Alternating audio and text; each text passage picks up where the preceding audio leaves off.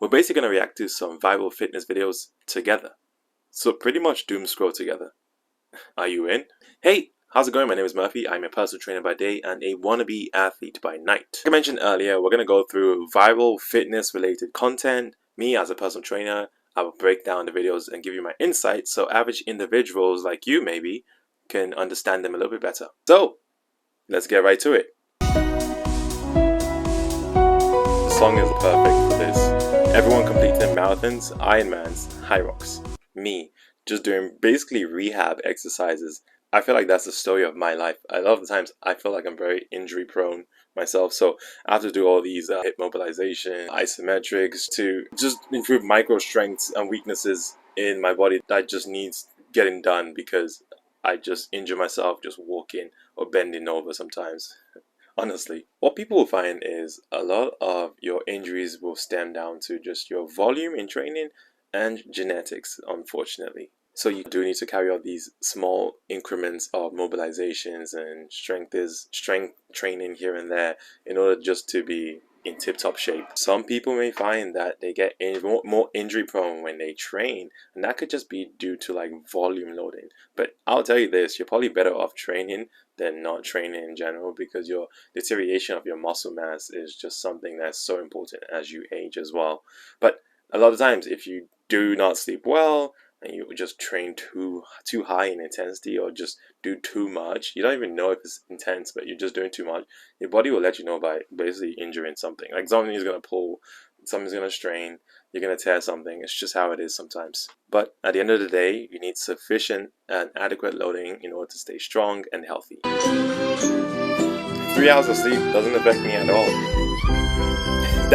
I've been seeing this trend quite often. The twitch at the end is funny on the fingers, but I've been seeing this trend quite often. It's like, yeah, a lot of people kind of miss sleep and they train so perfectly, but then they avoid sleeping and getting adequate rest, and that just it's like you're drawing on like a whiteboard, and then at the end of that drawing, like you're wiping out your your improvements and potential improvements to come because you're not getting adequate sleep or you're not eating decent enough. In this industry, I find a lot of personal trainers have like ridiculous clientele training hours. Like some people finish really late because clients have jobs, of course, and then they've got to train pretty late, maybe 8 or 9, even sometimes 10 p.m.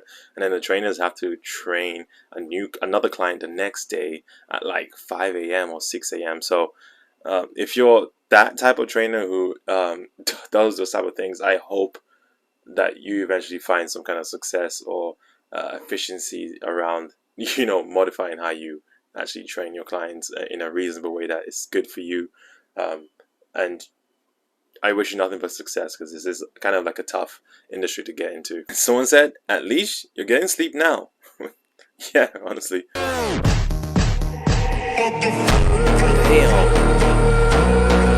That truly is the perfect muscle up, because you got no swinging, and especially when you come up as well, a lot of people have to like jerk their chest forward over the bar in order to give that good weight distribution to easily do a press from there to stay up.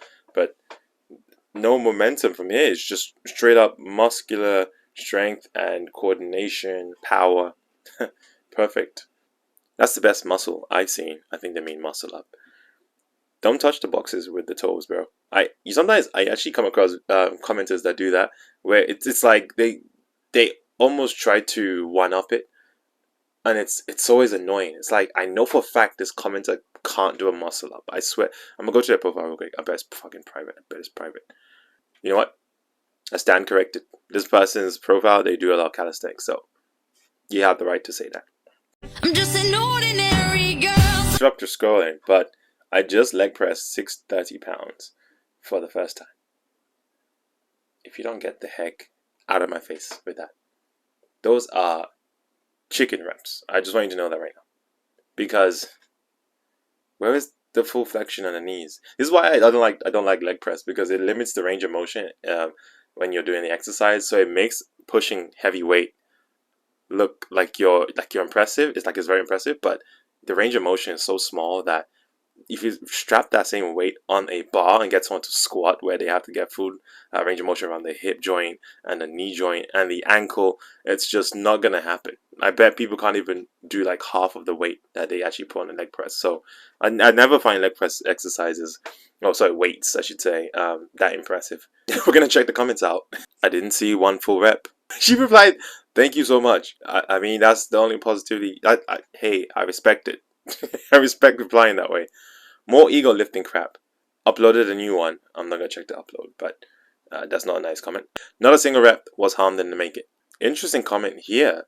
You moved 630 pounds, but you didn't leg press 630. I'll give you that much. If you're not trolling, then I'd say drop about 200 pounds minimum and try again. If you're trolling, top-notch job. That's actually true. If this is a troll, then fair play. Let me see what the person says. Uploaded a new one. Check it out when you get a chance, and please let me know what you think. Okay, fine. I think I'm gonna check the video.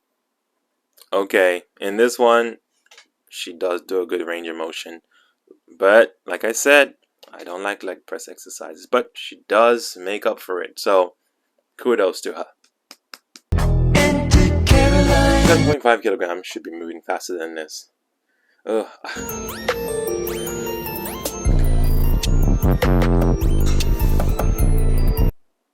I guess the afterwards wasn't the most funniest. But here's the thing with powerlifting. A lot of times with powerlifting, it's about technique. They have a certain rule set where, let's say you're bench pressing, the bar has to make contact with your chest, and you need to fully lock out the elbows at the end.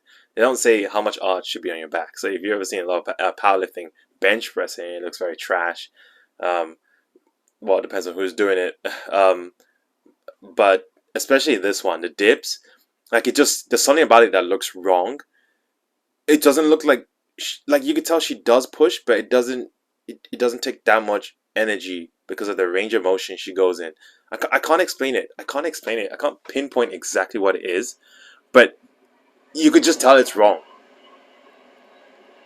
So I just keep replaying it because I'm trying to understand what is wrong about this. Like there's something about the range of motion where it's the aim was just to get the shoulders below the elbow. Man, I can't tell you what is wrong with this because it is wrong, because the range of it's a technical rep, which all she had to do was get the shoulders below the elbow, and that was it. It was a do this right button that got 61,000 likes. Do this wrong button that got 1.7 K likes. So I'll be honest, yeah, I mean, do this right, but I just wouldn't make fun of it. Another one said, respectfully, she's a street lifter. Competition rules state your shoulder has to go below your elbow. The whole point is to cheat within the rule to get the most amount of weight. She ain't trying to build muscle with this movement. She's practicing for a sport.